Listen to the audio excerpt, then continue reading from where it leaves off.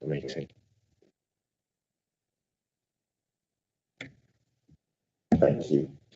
So, I'm to advise that the meeting today, that this meeting will be webcast for live or subsequent broadcast by the council's meeting YouTube, and that members of the press public may record and take photographs when there are confidential or exempt items. Firstly, to receive any, well, second item actually, to receive any apologies. I have apologies from Councillor Bridle. Have we had any other apologies? No problem. In which case, that be noted.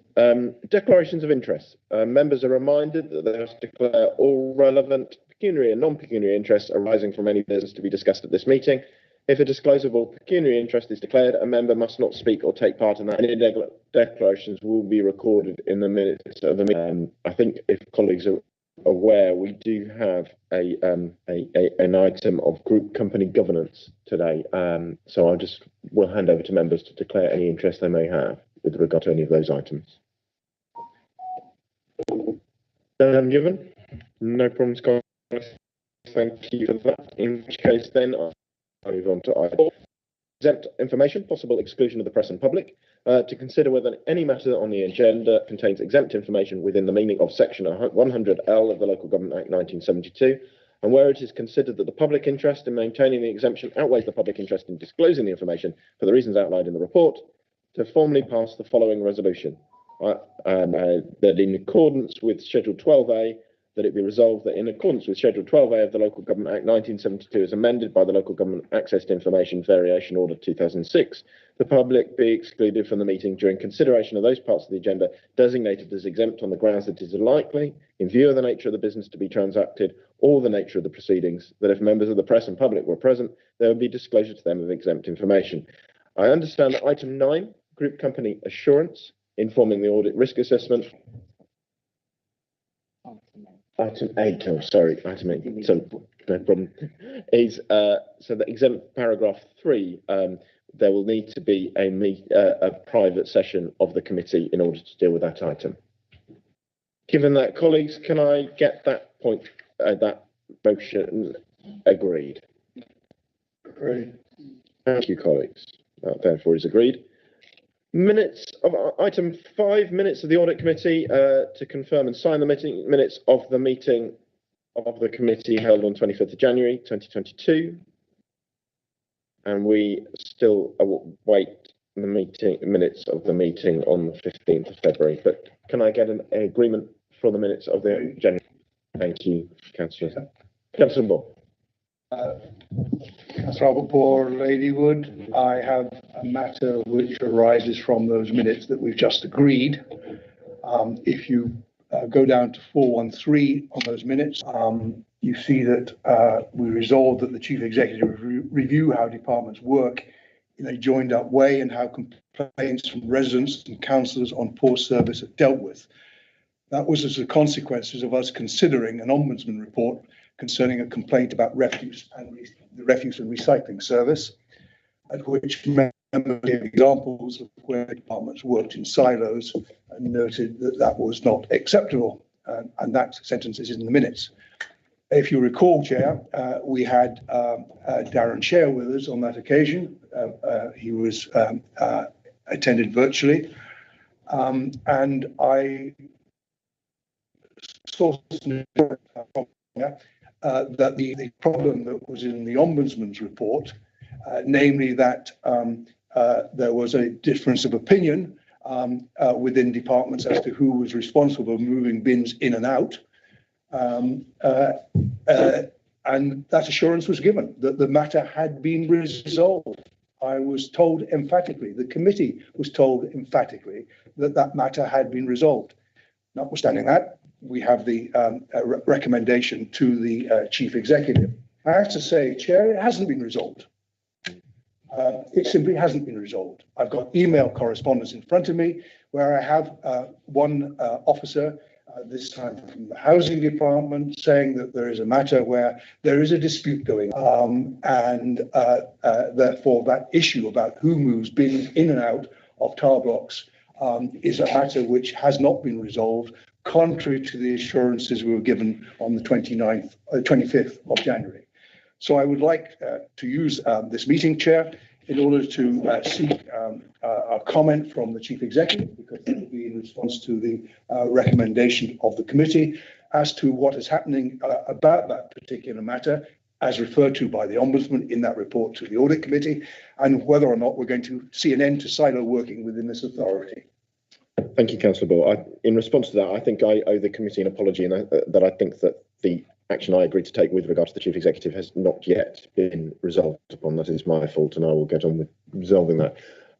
The issue of specific issue of response to the issue of the ongoing challenge between the two departments refusing to work together on resolving this issue, I think we will note that as a specific continuation for another response.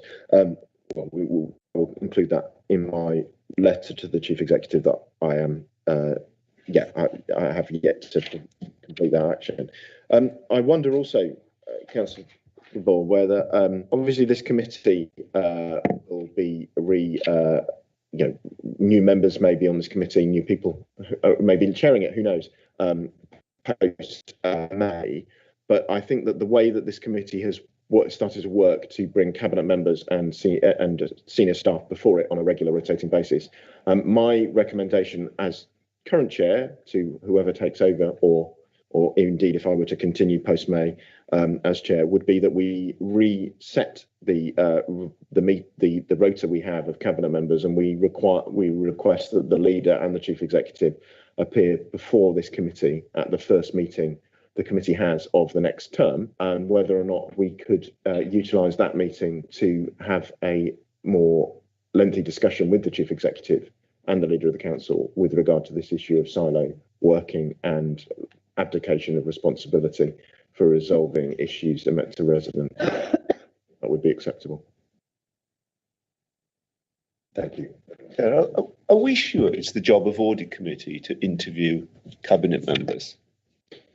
So I think it's my view on this, and work with the review that was carried out for us by PricewaterhouseCoopers, was to ensure that we were seeking assurance from portfolio holders and senior management on the delivery of the actions of the council, in terms of both assurance in general, financial assurance, as we do through our regular engagement with the finance officer, but also with external auditors, but also with regard to risk management and any other issues in that kind of thing that this committee is therefore responsible for. So the way we've kind of changed the way that we work from what was quite a limited agenda is to a more of a wide range. Tell us how we're managing risk, tell us how we're resolving problems, tell us how we can then go and assure other members of Birmingham, the rest of the full council of Birmingham City Council, that assurance and risk are being managed well by the council. Yeah, I different view on this. Actually, I quite like the fact that we have cabinet members come to this committee, because it gives some of us backbenchers who are not in the cabinet an opportunity to scrutinise and give different views and different opinions to the cabinet, which I think over the departments in particular we've managed to do on this committee very effectively. Councillor Tilsley. Paul Tilsley, Sheldon Wood. I think that given that the report came to us from the Ombudsman, and we are the recipient for reports from the Ombudsman, and there were some clear proposals ensuring that the demarcation lines did not exist in the future. It's right that Albert Bohr should raise it, and we should, as an audit committee, try to get some seamless working within the City Council. It's a forlorn hope, but we can try. Indeed, Councillor, and also I think that this committee was given assurance by the Chief Executive, the Interim Chief Executive, the last time she came before us, that these were issues she wished to tackle. And I do think a wider update on this, because I think we all know that the incident that the Ombudsman investigation related and report related to was not a sole incident, and we have many similar examples. And it is how we create a culture of working well to resolve citizens across the council that the chief executive needs to deliver upon. It's an efficient, effective council. And if we've got to have an overview, we have an overview. Yeah. Thank you, Councillor Tilsley. I don't know if anybody else, any officers wanted to come in on that issue. No. In which case, I will thank everybody and say those, take that as noted. That item as noted and agreed. Item 6, or 23, and this is a report of the Assistant Director, Audit and Risk Management. Sarah. Thank you very much. Director, Audit Risk Management. Jointly presenting the report with Craig Price, Principal Group Auditor. And we're on the verge of a new financial year, verge of the start of a new financial year, so new audit. The last couple of months have been a round of engaging with key stakeholders and taking on board the views of the organisation. And coming up with a plan that gives me the coverage and scope to be able to reach an assurance opinion by year end. There's various iterations over, I'm sure we've got the best fit that we brought you here today. And I'm going to pass over to Craig now to go through the methodology and the assumptions reviews behind the plan. Craig Price, Principal Group Auditor. This report outlines the internal audit baseline plan for the next financial year, 2022-23, and the methodology used to produce it. Members of the committee are asked to note the methodology and assumptions that have been applied, consider the proposed coverage, and suggest any additional measures to feed into the risk assessment planning process. And the estimated number of productive days available for the year is 460. The audit plan is prepared using a risk-based methodology, independent on the system of internal control at the end of the year, and feeds into the annual governance day.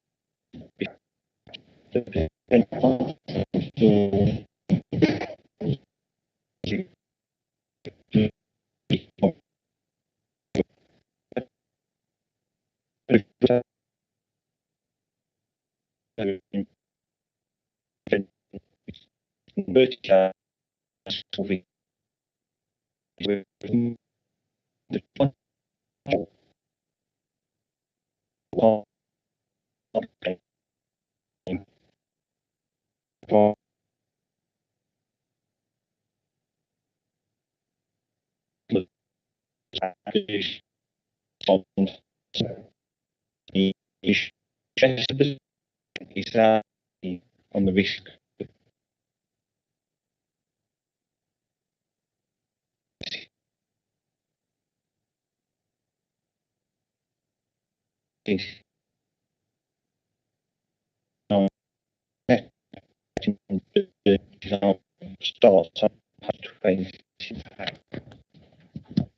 Whilst we've set a baseline plan for the financial year, our planning process remains dynamic, and the plan will be flexed and changed during the year in line with emergent issues and risks.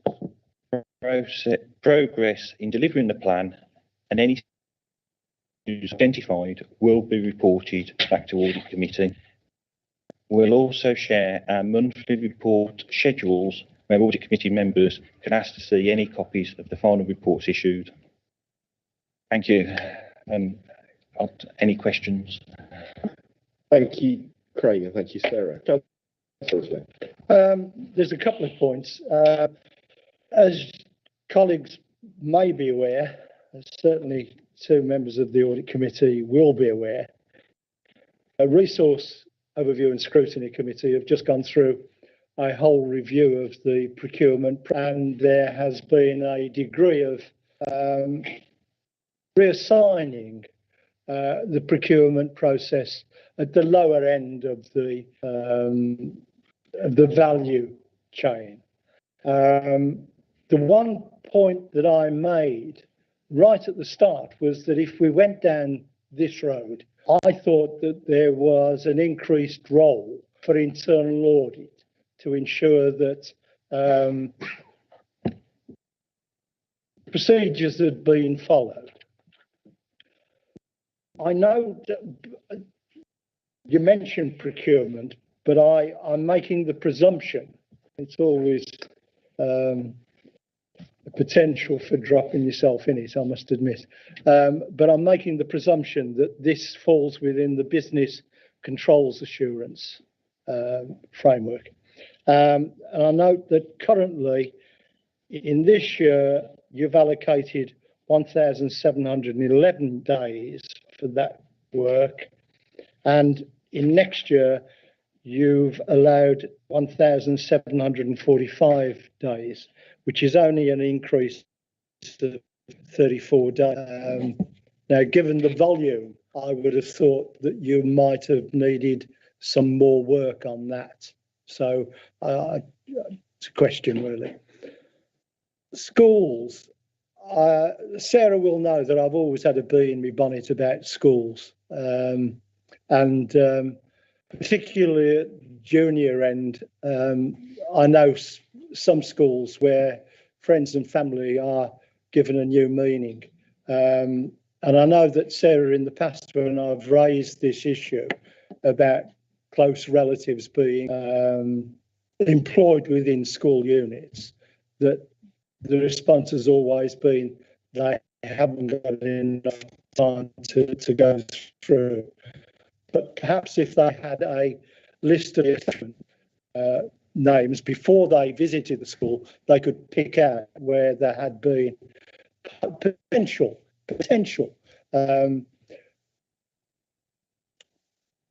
abuse of the system, shall we say. And I'm being as kind as I can. So I'd be grateful if you could respond on both of those points, please. Sarah, Craig. I'll take both of them actually. So I've been quite close to the procurement changes. Steve Sandercock is ready to bring a report here to the and I think that's one of our outstanding minutes. So under scrutiny. There is a dedicated procurement contract auditor on my team. And there's 140 days within the financial controls and the plan.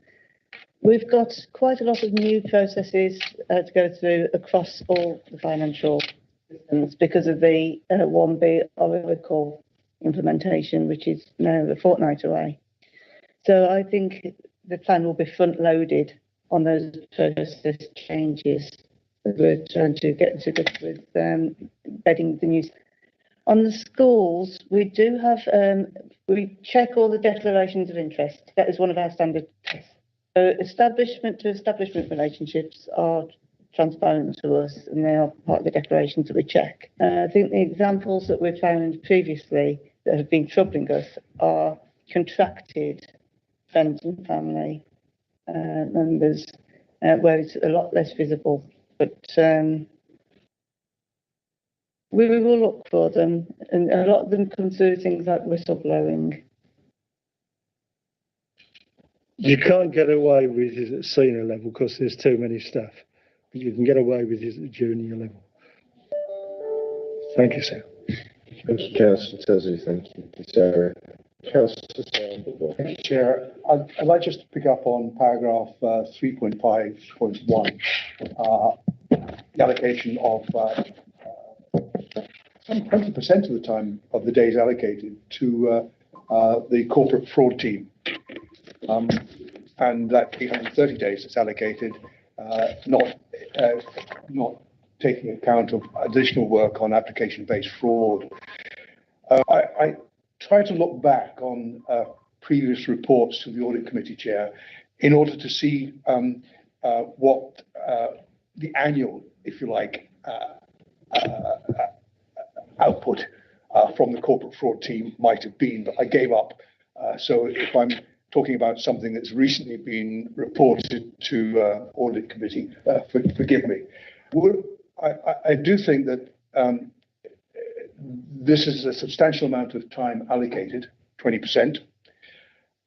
It's about allegations of internal fraud involving members of staff, council members, suppliers of goods and services to the council, and or organisations that are in receipt of council funding. So it's an important aspect of the work of audit. Have we had a recent report to audit committee? This is why I pointed out it's what the outcomes are. And if we have, could I just be pointed in the right direction, please? But I am interested to see what that work 21-22 resulted in as compared to work perhaps in previous years, to get an understanding as to whether in fact corporate fraud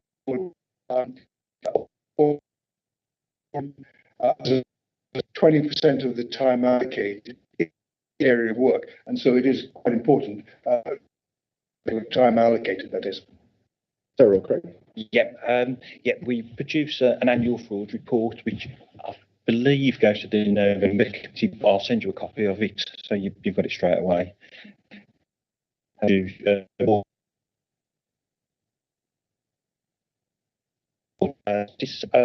the plan. We have in recent years been trying to change the emphasis of the work from a reactive to more proactive work, and we now spend around 430 days on proactive work trying to detect fraud and to stop it entering the council systems. So you warehouse using machine to try and prevent fraud entering council systems and controls. So whilst we've got the 830 days allocated, there's sort of two streams of work: the reactive work and the proactive work. And we've got the proactive work as added in terms of processes.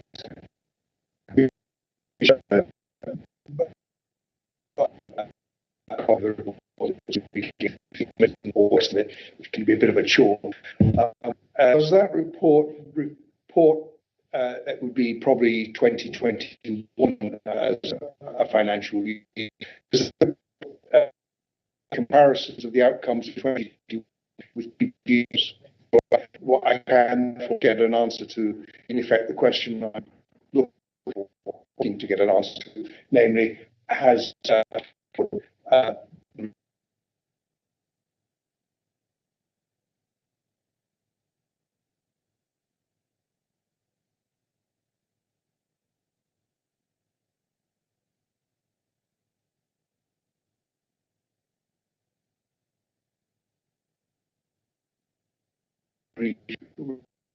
reducing or increasing within the report.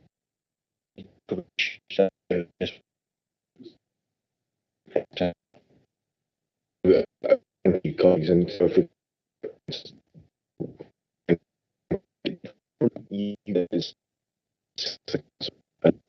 Continue you particularly of and assurance and indeed compliance. Do we add the council has kind of challenges within its culture and the need to be on top of risk management? And I guess the sense from me, if you indulge me for a few seconds, is to say, well, I come from perhaps that 20 where we first talked about these things, where I took over as chair. Where do you think the council is now in terms of responding on ensuring it engages well with your team when they turn up? Yes, I think we're in a very good place at the moment in comparison to 2019. I've got a monthly opportunity to talk to the corporate leadership team. We have regular standing item invitations to directorate management teams. And conversations about risk have been excellent in the last few months. They were moving away from just sort of like the pure COVID risks to some of the overhangs of financial insecurity, Ukraine crisis, problems. So I'm very happy, very comfortable at the moment with the current leadership of the council and its approach to assurance and risk. Thank you, Sarah, because I do think that members of this committee still remain worried from some of the things that we saw. So perhaps it will take us a while to we will keep asking this question to ensure that the council continues to think about those cross-cultural aspects of how we approach good risk management and good compliance management. Okay, colleagues, no further questions on that item I can see. So therefore, thank you, Sarah and Craig, for your reports. That then takes us on to item 7, adoption of accounting policies for 2021-2022, a report of the Director. Becky. Thank you, Councillor Grindrod. This isn't the first one of these you've seen. So as just to give an overall introduction, then I'll hand across. So we always work within the statutory guidance, codes of conduct, codes of practice, forgive me, for putting the statement of accounts together. There is a degree of interpretation allowed within those codes of practice and statutory guidance. And so whenever there is an interpretation made, we bring it here in front of the audit committee and share the interpretation that we've made. So this report, I think it's section 4, sets that out, the interpretations made. And I believe, Sarah, is Mohammed in the room? We can't see the room. So is Mohammed in the room to take you through any detail? Mohammed is here. Yeah, or address any queries that committee's got. Thank you, Becky. Thank you. Mohammed, did you wish to say anything? Or just reiterate what Becky just said, that these are, we try to follow the windows in the code, and we've made a few minor adjustments to Birmingham specific, such as on provisions. We talk about equal pay and on contracts, which many of the council wouldn't have. And sometimes we just expand the wording a little bit. The accounting policies are pretty much the same as last year, maybe just tweaked a little bit to make the words a bit more better. There was a potential change this year, given the issues we've had with the timeliness of the audit. There was a suggestion that we may now have to do valuations of our property, plant and equipment, and that was out of consultation when we wrote this. However, the view back from Civil Asset, which is the body that proposes changes, is that this wouldn't be supported. So that decision is yet to be ratified, but it's likely that that change won't happen. It will probably cause more problems than it would solve. Okay.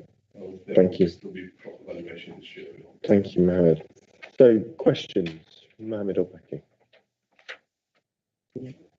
I think so. Questions from members. My kind of possible thought is that often this understanding valuation of property and equipment can end up in confusing things for the committee, particularly when we get to the statement of accounts and so on. I wonder if it's worth us spending some time at some point just doing a bit of a briefing on that, because it does often delay things. And I know that members are continue to be frustrated by the delay to the external auditors' work. Not that we're holding that against the external auditors, just because of the context within which we're now working in. But it would be good to understand perhaps why, how we're managing that, what the process of getting that right is, because obviously that and I think it's also of interest to members, how those kind of calculations and work is done, because given the size of Birmingham City. We can certainly do that. So it's about 7 or 8 pages of accounting policy related to the valuations, and it is that dilemma of how do you value a school? It's not just the bricks and mortar, it's service potential. So for every different type of asset we have a different value. Some assets we use the market value, which is quite easy. But when it comes to audit, they need to audit that. Is it really the market value? What's the evidence of the values used? What are the comparables? And on some assets, we just use historic costs because there is no other basis. For example, our roads, how would you value roads? It was a 3-4 year consultation of whether we could get the current value of roads and highways and bridges. That would have ended up doing too much work, and what will that achieve? So that day, that's that. That'd be helpful to understand that kind of context. Much detail at a later meeting. Thank you. I know it gives the auditors a headache as well. It's the biggest number within the balance sheet, so Yeah. that's why. Councillor Jenkins, did you have a question? Yeah, can I just check where we are with the value for money assessment at the moment? It's probably the closest item on the agenda that fits this. Have I got this right? The auditors promised to do the value for money assessment by the 31st of March. Can I ask for an update from the auditors? Lauren? Yeah, so we had been working with management to kind of agree sections of the auditor's annual report over the last few weeks, and we the beginning of last week provided kind of a final kind of consolidated version of that report for review by both Becky and the team. And I think we were still debating some of the detail of the report sort of towards the middle of last week. So I understand that the plan is now to take that to the senior leadership. Is that right? And then it will come to the committee after that. But there is a draft. The work is finished. There is a full version of the report that has been shared with management. It just wasn't quite through all of the checks that it needed to get to this committee. Thank you, Laura Lynn. Becky, you've got your hand raised. Can I also? Do all that in 2 days, presumably, because your commitment was the 31st of March, and that's 2 days. So you're going to have to go some to meet your commitment. Can I just take Becky's point first? And can I also remind colleagues before I do, can we speak up clearly? Because on the teams are unable to hear us, which means the members of the public are unable to hear us. Becky, you had your hand raised to perhaps give some clarification on the internal process. Yeah, it was just helping with the internal process and stuff. So obviously when we get a version of the report, then we need to go through it, review it, make sure it's correct and everything else before we put it in front of members. And we also need to make sure that it's out in time for members to be able to read it rather than the day before the committee. So and as you can imagine, this has recommendations that cover all areas of the council. So that's working with fellow directors and everything, and obviously the top team want to own this as well. So it's live document. It's not, it's not finalised as far as BCC are concerned. I think we might have nearly got there now, but it's live. We're working on it as to really the accuracy of it, and because it's taken such a long time, work that was done say back in August now has shifted on. The position's moved, hasn't it? And so we're working with the external auditors to get it as right as possible at the date that the report is issued. And I think Can I just get Councillor Jenkins come back in, Lauren? I was just going to say then, so this will come to April committee, and nobody is going to say PERDA and use that as an excuse for not bringing the value for money report to the April committee. Look to the city solicitor on because we've had that pub in the past, you see, in other context. So I'd like just to be assured that no one's going to use PERDA as an excuse for hiding this value for money report. But so that's an interesting question. Can I get the city solicitor's response on it? Because presumably the issue about hiding it is, the question is whether it is the council would be breaking the PERDA rules or not to bring a report forward. One of the things, I don't know, can I get the city solicitor's advice on this? Because I am aware that the April meeting feels very, very close to an election and right in the centre of a PERDA period, but indeed so does this meeting. Hence why we've removed the cabinet members from the agenda, simply because we don't want to give them the opportunity to be personally profiled, which, and I guess the other challenge is, of course, is from my perspective, if we were to look at it from a PERDA perspective, it may be a glowing, outstanding report, which may well praise the leadership of this council. And I think you'd be very distraught if the external auditor were to be, and the council were to be promoting that, I know not what is in this meeting. Political neutrality, and the council cannot be promoting any of us members during that period of time. Satinder, I don't know if you could give us probably a better way of saying what I've just tried to say. I don't think I can, but I would ask, it's a very good question.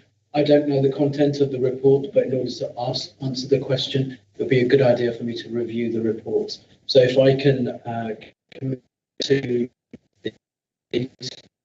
that as soon as I've been given a copy of the finalised version of the report. Councillor. Chair, whilst I'm happy for that to happen, I would have thought that a value for money report to the audit committee is part of the normal business of the audit committee, and therefore PERDA rules would allow for the normal business to proceed. Unless there is a matter which is hugely then I would hope that the normal rules would apply. Chair, I just want to echo that. Indeed, it is under normal circumstances. If there wasn't an election, it would still be brought to this committee, so PERDA rules shouldn't necessarily apply.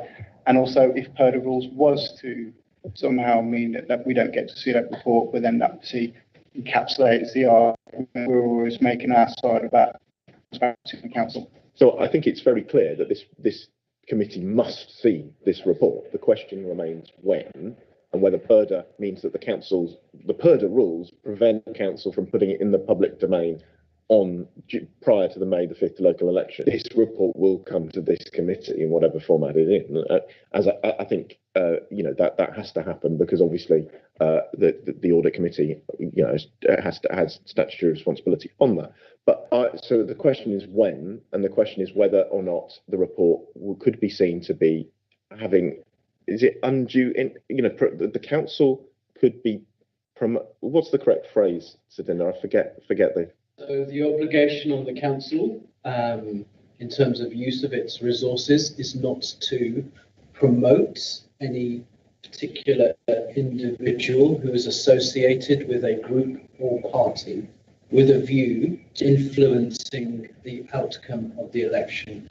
I will just add, I don't disagree with Councillor Morell's and Councillor Ball's earlier comments, but if I could have the opportunity to review the report, my ordinary position is that most things like this ought to be business as usual, subject to a review of the content, please, Chair.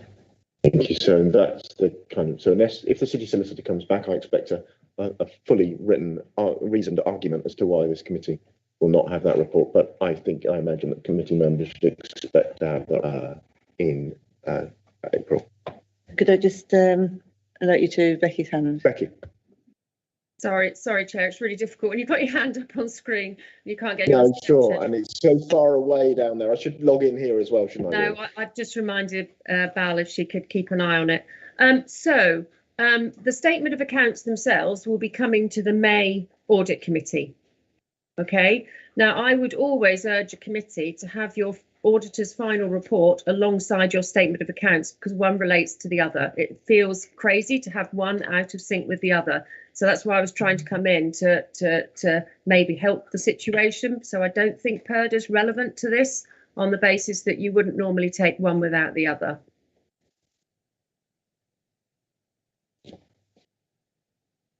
Okay, I will. So in which case, could we have a consideration of that for, and to, because. Yeah, I mean, you can understand in the absence, the value for money report, its silence is being negotiated between the auditors and the management. Because if it was straightforward and glowing, I suspect there wouldn't have to be all this. No, I think, Councillor Jenkins, I think we've got to be clear. This is a new process. This is the first and a new way of working that the council has had to do as a result of changes to the way. So this is a new process and a much more detailed process than we had before. So I think, I think it could be glowing. It's just that there could be issues that we need to have response to, maybe to make sure that glowingness is spread even more. So I think we've got to see this as a new process. We've also got to be absolutely clear that this report will come to this meeting, so there's no ducking or diving of it. The question is whether PERDA means that it doesn't come in April. Yeah, I think that the city solicitor is confident that PERDA doesn't mean that it should come in April, though the city solicitor will take a review. The question is whether the committee actually wants it to come in April, and therefore to pull it forward potentially, in order to potentially have a political discussion about it, which then probably would end up getting us individually into problems in the audit committee. It might be safe because of PERDA. It really does. It's about how members will interact with that report that gets us into the PERDA problem, not the report itself. If we all agreed to sit there and just accept it as a report and ask questions, non-political questions on it, then I think that... I think putting PERDA aside and talking about normal day-to-day business, the fundamental question should be, is that report in the interest of the citizens, given the fact that there is going to be an election in May? And I would say the answer to that is yes. And therefore, even though PERDA mean that we can't get political on this committee, the details could benefit. But I think, Councillor Murray, just to challenge on that, surely it is the custom and practice of this committee. If it is the custom and practice of this committee to always take the external auditor's report alongside the statement of accounts, bringing it forward would be an extraordinary move. So therefore, I'd like to perhaps we do need to be clear on this, and we need to look back. Why was it promised for the 31st of March then? Because I think it delayed from where it... Good question. I'd like that answer. That's a question I don't have an answer for. To the Director of City Management to answer. Yeah, I'm quite happy to. And I think it was, as I was explaining, really, that the major bit is that because this has taken, such a long time for various reasons that we've rehearsed here before, then findings from the external auditors or issues raised by the external auditors back in August are no longer relevant. So we're having to update the whole of the report as we conclude new bits of work. That's what's taken the inordinate amount of time. It's a snowball effect. So we would not expect this to happen in another year because we'll do it very, very differently. I think, Laurel, and that's probably fair to say, isn't it? This is the first year of doing this a much more extensive piece of work. So that's, I think, why it's gone over. I mean, Laurel, and do add as you see fit. I think that's fair. I think it's been it's a very, very different way to the way that we used to do the value for money work, and it is considerably more work. And I think this year was always going to sort of be the foundations for years going forward. So there is work that has been done for this year that won't have to be done again and can just kind of be built on in future years. So we're not anticipating there being quite the delays and the issues that there have been this year in future years. I think the other thing I did just want to add was that with the new VFM approach, the work on the financial statements and the work on the value for money has sort of been decoupled, and we are actually encouraged to take the audit findings report and the annual auditor's report to different meetings so that each can be given sort of proper attention. So although we wouldn't be able to finalise the VFM work completely until the accounts have been signed and we've sort of finished the year's cycle, as it were, we could potentially bring the AAR and then issue an addendum to it if anything were to come up in the next however many weeks it is until we sign. Okay, so I'm Councillor Moran to come back. Just one final point. On image as well of the council, and I think even though you would say it's standard practice to do them both together, given the fact again that there is an election, the citizens of Birmingham, let's say after the election this report comes out and there's some kind of, it's not very flattering information to the administration, the public would quite rightly be quite miffed about that, wouldn't they? So it should be pulled forward. Now, I could be making a rod for our own back. It could be a glowing report for the administration. But the bottom line is, regardless of PERDA, it is in the public interest that that document is at this committee. Given the fact that it was originally supposed to be the 31st, it should be here in April. I think that gives you plenty of time. It will be 2 weeks before the election, and whatever's in it can go out into the press, and the public can obviously make their minds up about what's in it, rather than us discussing it on the committee, because that would obviously be a breach of PERDA. Thank you, Chair. Thank you, Councillor Morrell. I would say that obviously it is the exceptionality of this year that causes that problem. Were we delayed in other years and not this new way of working, not an election year, I don't think any of us would be raising this question as to whether it would be quite content to have it at the May meeting. I do think, though, that I don't know if any other colleagues wish to come in on this issue as to whether we want to insist that we have this on the April meeting.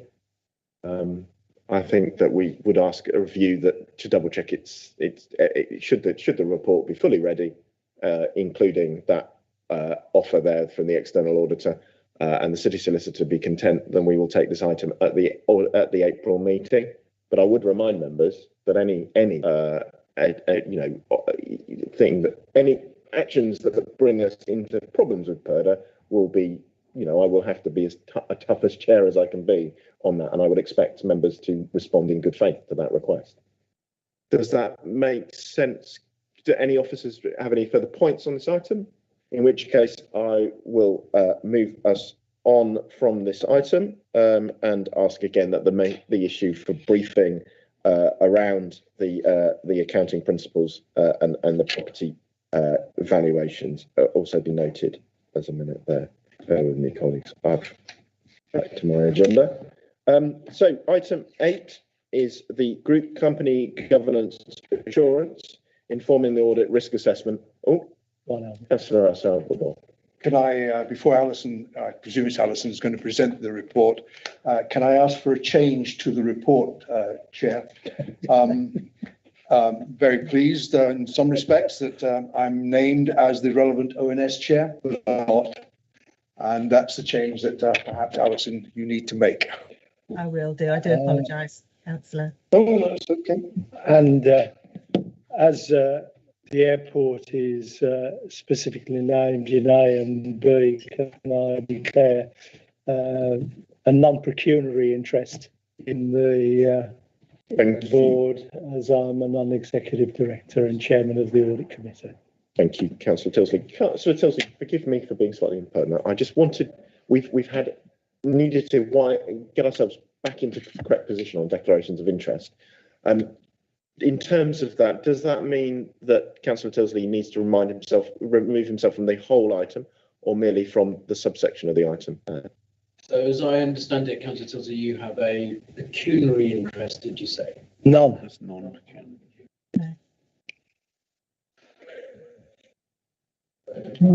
Forgive me. Are you in receipt of any allowances for that? Wishful thinking. Yeah, you should be. It should be. Yeah, should be. No.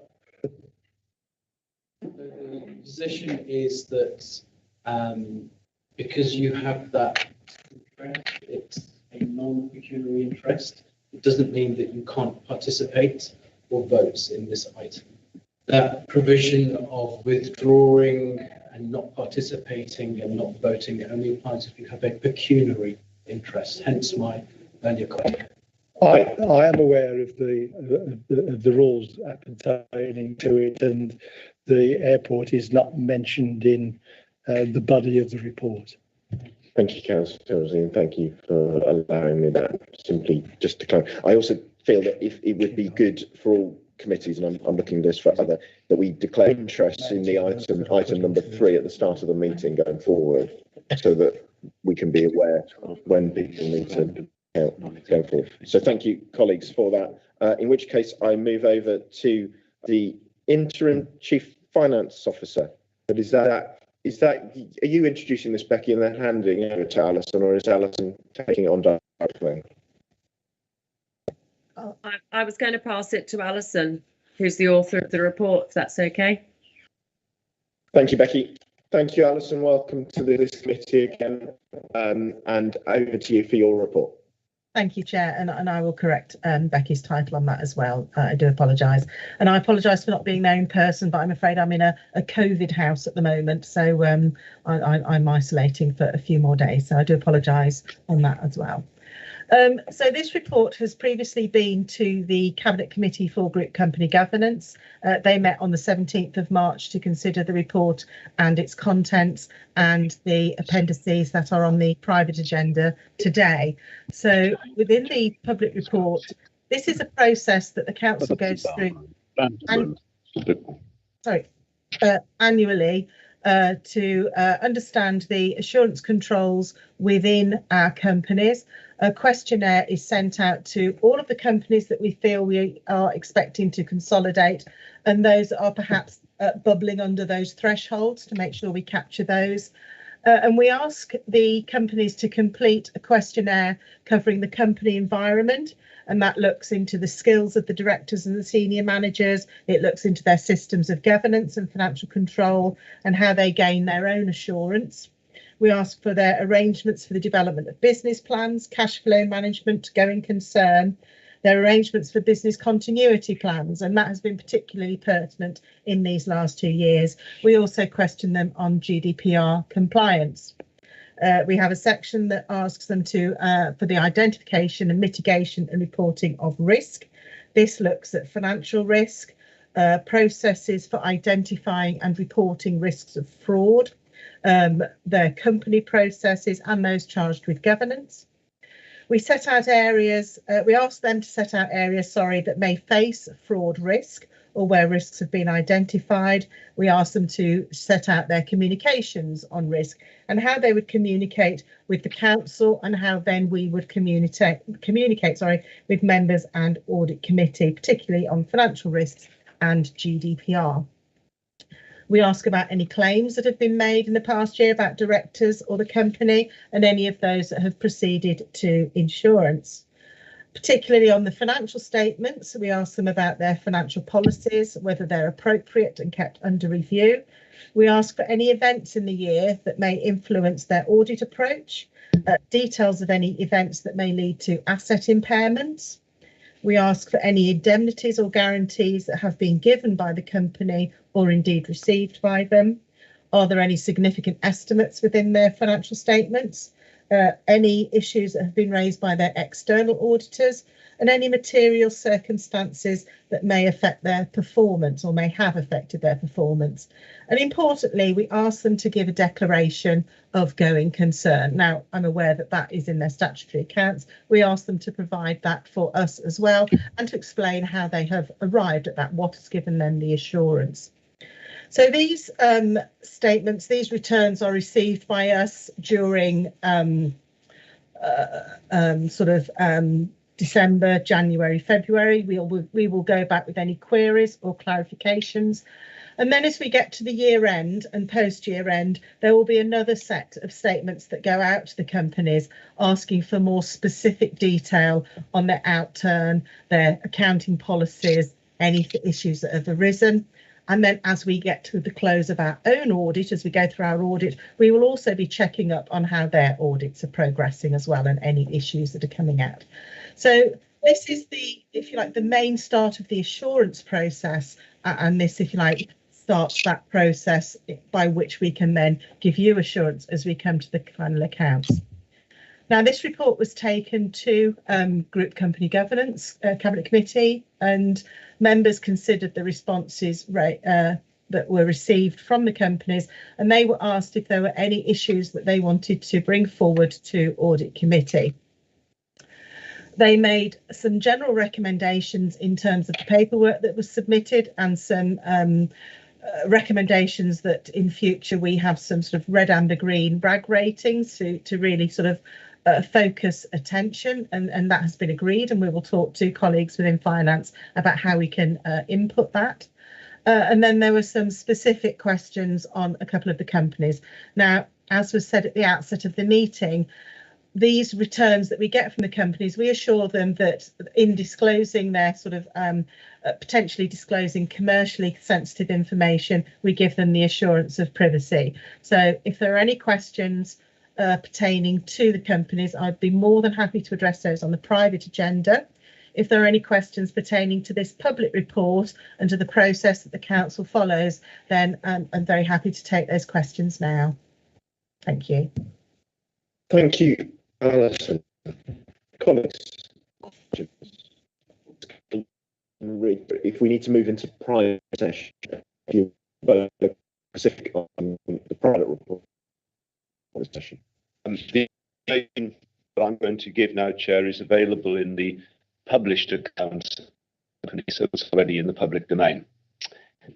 And my question concerns InReach, the property company. I see that it made a 300 loss in 2020, up from 154,000 in 2020. I note also that City Council is the sole creditor, owed 14 million. And this is going to increase to 22 million over the next 4 years.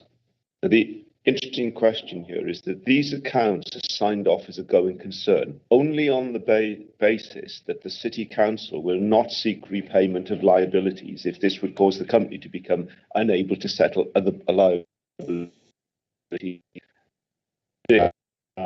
And as well, the interest on the loan from BCC in 2021 was 776,000. The operating was 19,000. In other words, this interest, this is the of our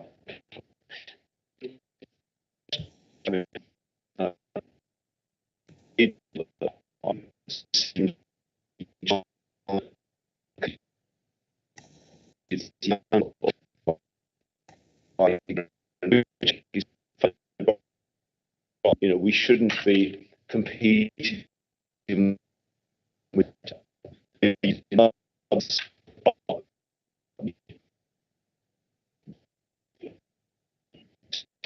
somebody else who say, for example, I mean, this concerns the provision of so another company out there that was competing with to provide private accommodation, but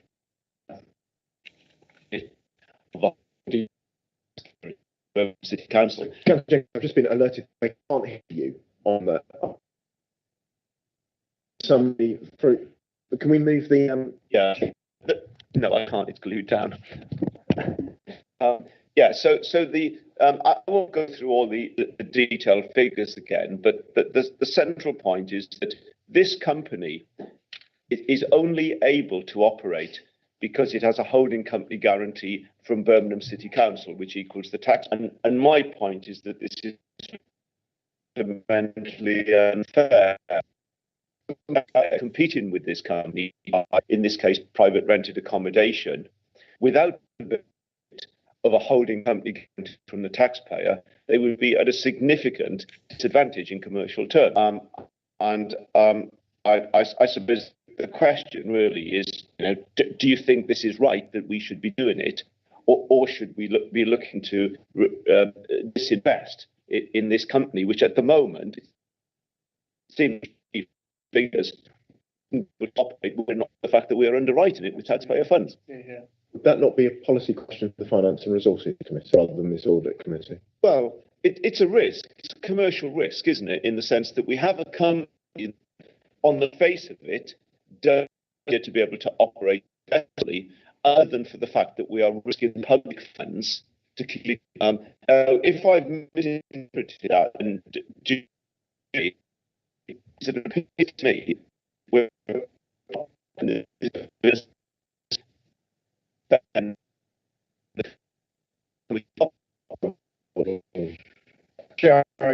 Just to provide information, particularly to when the company was set up, they were not competing in the sector.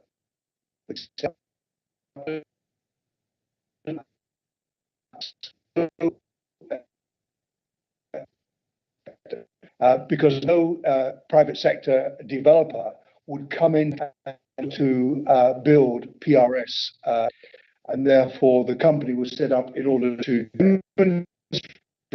private developers. PRS could work in its origins are those of into Birmingham, and therefore providing part of the housing market, which at that no one other than the City Council would initiate. Councillor. Could I answer in case Alice couldn't hear? But InReach would have a long-term business plan, and then taking its initial stages, because of the development and the investment required, that would sometimes in the business plan have losses in the early years, which then would then be more than the next 20 years. And the loan that the council has given to Inbridge has to be at a commercial rate. So when it determined the rate, it would look at what would this company be able to achieve on the open market if it was looking for financing, and then the council charges that rate to the company. And it will also structure the interest. If it wasn't making enough revenue in the future, increased operating costs that you have at the start of the year while the business is built up. The normal practice in business will tend to be capitalised and then to be the life of the project. So there would have been a business case at the start for every development to make sure that over the 20 years or 15 years business cycle for it to make a positive return on investment. Thank you, Mohammed. I noticed that Becky wishes to come in. Chair, thank you. And we can't hear a lot of it, but the bit that I wanted to come back on was this the issue around whether we're operating commercially or not. So it's a wholly owned company. We're the parent company. What we've done is offered a loan secured on an asset. This is very normal business, commercial business in any where any parent company has a subsidiary. So I don't see this as uncommercial. It's a commercial loan which is secured on an asset, and I don't think it gives this company any competitive advantage over any other group company where a parent company gives a loan to a subsidiary. Thank you, Vicky. I think Councillor Jenkins raised a very, very interesting point, because it's something I've always raised a lot actually on the economy skills over review and scrutiny committee. And in economics, they call this too big to fail. You might remember in 2008 during the economic spectrum Eurozone, is so big that if it was to fail, it can go to the government to bail itself out. It's probably going to run its company like a casino. And that's why if you have a company that is run by, that has the creditor. Councillor Morell, I do want to restate that this is an audit committee, not a policy committee. Okay, well, make your points quickly. Interesting point about the fact that the Birmingham Council is creditor, it is given to loan, but other companies in the place don't have that advantage. That is the point. And what's happening here is they are subsidising a business. This is clear. And the committee will notice there was a report. They were doing a lot of rates that were way the market rate. And I'm not sure whether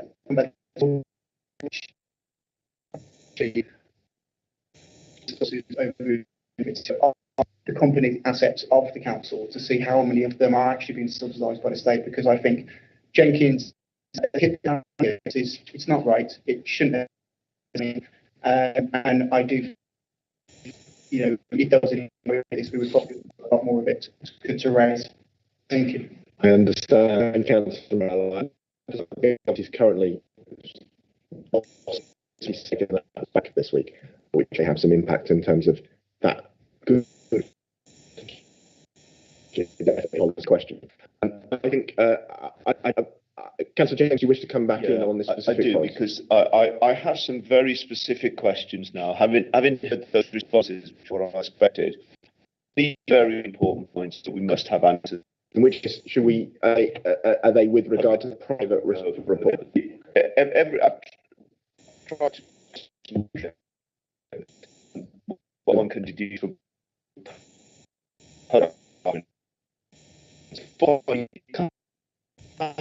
financial statement included by way of payment alone. How much? If you read done or just the shortfall, this council in its own interest payment of principal for borrowing it has taken out at public loan boards in order to loan the money to Inri. Another, what is the money is borrowed back to the bank? And fourthly, as the council built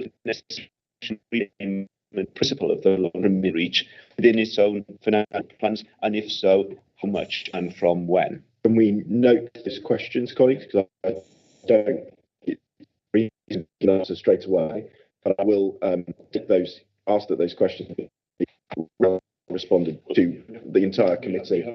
I will let Councillor Jenkins take for further return from you under the matters arising in the minutes of the next meeting.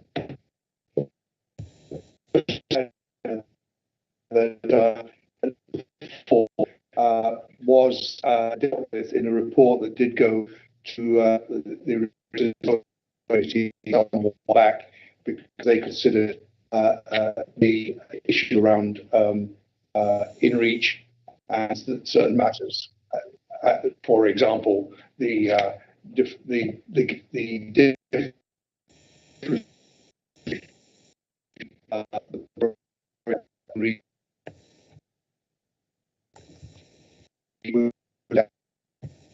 that report be circulated to challenge that you and Councillor Murray have made, Councillor. The policy to do this is not for our committee to ask if that's a finance and resources or the question this committee must ask is that, having made that decision, is the risk being managed and is the company being governed well? Or we could have with regard to that. So, Alison, I don't know if you or indeed then questions to aspects of the report.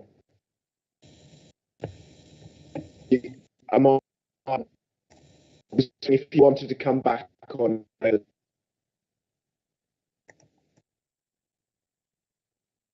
Sorry, Chair, it's very difficult to hear what's being said in the floor. You yourself are a little clearer, but I'm sorry, I didn't catch the last question.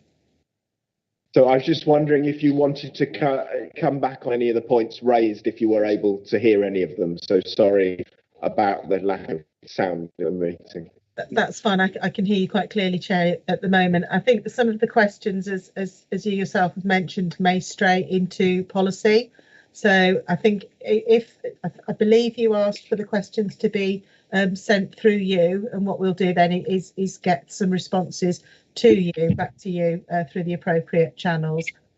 This report is a governance report through group company governance, and it is about assuring, providing that assurance framework for the committee. Thank you, Alison. Any further points with regard to this report, colleagues? I have another question. Councillor Jenkins. You said that we circulate. Right, speak into that. Yeah, I know. You said that we circulate questions to our group companies, and they answer those questions. But we are a shareholder in those companies, and I don't know if we have a director on every board of every company. But the general principle is that shareholders are not necessarily entitled to detailed information about the companies above and beyond what the public would be entitled to. A director is. So when we circulate those questions to our company, am I correct in saying that they're not obliged to answer them, and that they only answer them really because they wish to be cooperative? Partly. There are some questions that they are obliged to answer if we are going to consolidate that company with ours, and those tend to be the companies in which we've got the larger share. So they are obliged to share their information on their financial policies, their approach to impairments, details, audit, going concern, etc. Some of the other questions, you're correct, it is a goodwill, a good relationship with the company.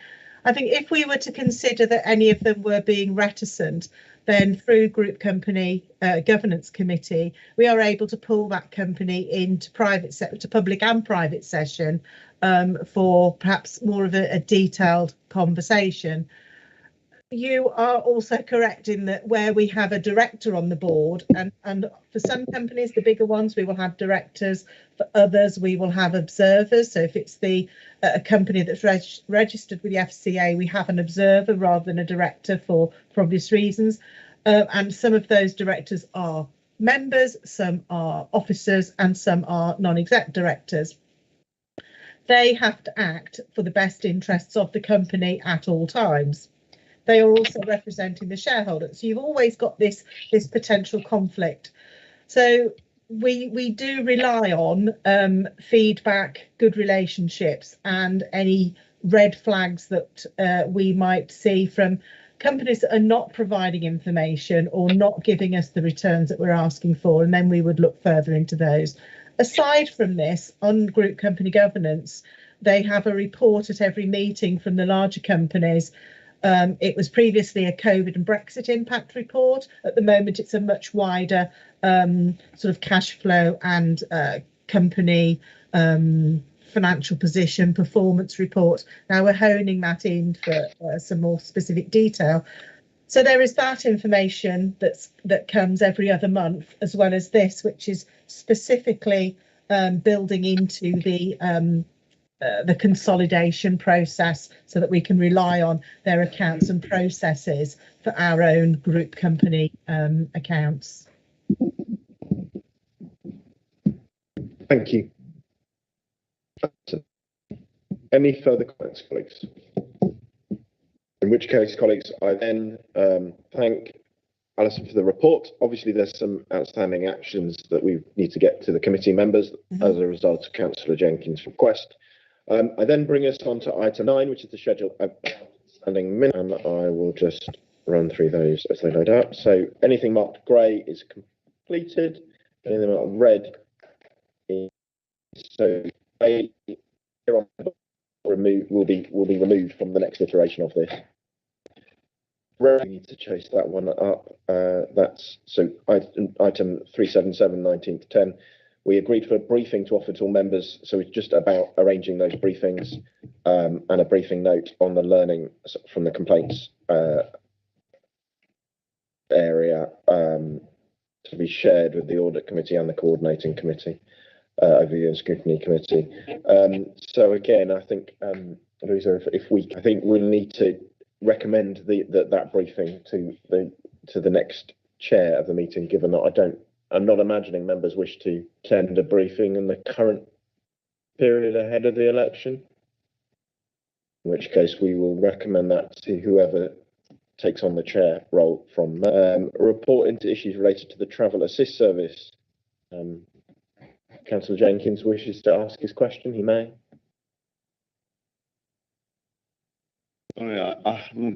Sorry, it's with regard to the travel. We have an outstanding minute with regard to the report into issues related to the travel assist service. It's a question you ask me regularly at full council. I was just giving you an opportunity to ask it again. That was all. You mean the availability of the report? Indeed. Well, I'm happy to ask it again. I will go back to. We'll get the same answer. And if I had the funds, I would take you to court and make you reveal it. But we stand in an incredibly weak position in the opposition. In the administration has the whole officer team on its side, and the only way that we could overturn something that you do or decide is by taking it to court, and we have no funds or means to do that. So all we can keep doing is keep raising the point and hope that your conscience eventually kicks in and you do the right thing. And as I've said before, it won't be about the conscience kicking in and doing the right thing. It will be the process will run and the right thing, that your desired outcome will eventually happen. I don't know if there is an update though, Satinder. I have nothing further to add. Thank you. Thank you. Very little. I will, and I will recommend that question continue. Action item stays on. Then there is the ones from the more recent January committee. The February committees have yet to be put on it here because the minutes have yet to be prepared for us from the February meeting. The Managing Director Housing report on the valuation of tower blocks in the city housing stock. No, that was, that's to do with our valuations of city housing stock. Presume take that into our request for a briefing on property valuation. It's all used as a report because it was a draft comment within the annual, which is a comment within the draft AFR. So hopefully we are working to resolve that. And then there's this item that's now appeared of to review how departments work in a joined up way and how complaints from residents and councillors on per service are dealt with. And I will endeavour to turn that into a letter to the Chief Executive and then recommend that the subsequent chair of this committee request that the chief executive appears in the first audit committee meeting of the new term. And then finally, the item minute 414 from the January meeting, risk management update, that the SRI 5, the strategic risk 5.6, safeguarding children risk position on the strategic risk map, be raised with the cabinet member and officers at a future meeting. I don't know if there's anything, we just add that to our future list of things to be there. Colleagues, thank you for that. In which case, the next meeting is scheduled to take place on Tuesday, the 26th of April at 2 o'clock in the Charles Dickens Room, BMI Margaret Street. And as has been, we expect the report from the external auditor on value for money at that meeting, unless the solicitor writes to us. Otherwise, that's why any issues are regarding PERDA, but perhaps it would also be useful to have a guidance on in terms of conduct to that meeting as well. Okay, any other urgent business to raise? Okay, in which case, authority to chair and officers. In an urgent situation between meetings, the chair, jointly with the relevant chief officer, has authority to act on behalf of the committee. Can I get that moved? Great. Thank you, colleagues. And I therefore thank colleagues and look forward to seeing you in April. Thank you everyone for attending, and apologies about the sound quality issue. I do think again we look into that ahead of the next meeting, because I still feel we're still not in a good place with regard to these meetings.